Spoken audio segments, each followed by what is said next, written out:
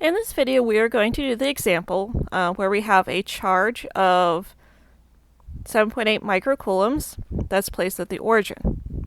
And then charge 2 is 3 centimeters, so there's 3 centimeters between charge 1 and charge 2. And that charge has a charge of minus 5 microcoulombs. And then finally, charge 3 is placed 5 centimeters to the right of charge 2, so between here and here is 5 centimeters.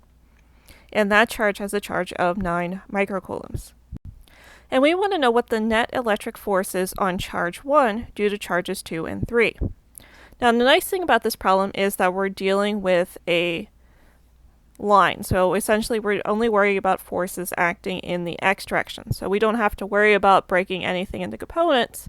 Our force is going to be a vector in terms of it's going to be negative if it applies a force to the left, or positive if it applies a force to the right.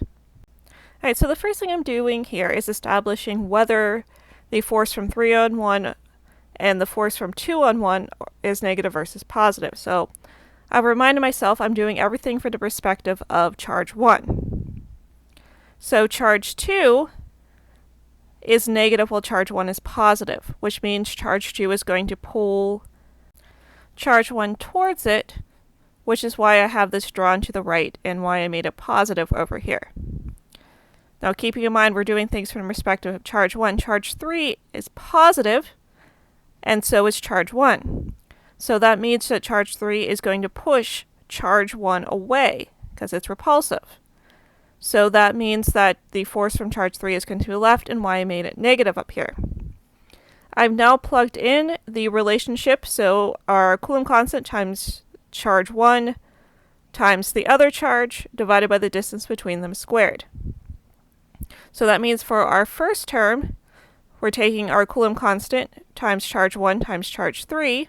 Keep in mind that this is in absolute values, and then dividing by the distance between 1 and 3 squared. So I plugged in a negative because force 3 on 1 was negative. 9 times 10 to the 9 Newton meter squared per Coulomb squared times 7.8 times 10 to the minus 6 coulombs times 9 times 10 to the 6 coulombs. And then I'm dividing by 0.08 meters squared because the distance between 1 and 3 is going to be 3 centimeters plus the 5 centimeters to get the total distance between them. And then for the second term, I'm taking the Coulomb constant times charge 2 times charge 1. So notice charge 1 is in both of them. And then I'm dividing by the distance between charge 1 and 2 squared. So I'm taking 9 times 10 to the 9 Newton meter squared per Coulomb squared times 5 times 10 to the minus 6 coulomb times 7.8 times 10 to the minus 6 coulombs, and then dividing by 0.03 meters squared. So we're going to be using micro and nano a lot in this particular course, so it's a good idea that you take a look at those metric prefixes again and refresh your memory. So my first term gives me a negative 98.7 newtons. My second term gives me 390 newtons. So when I add that together, I get 291.3 newtons, which tells me that the charge 1 is going to be moving to the right.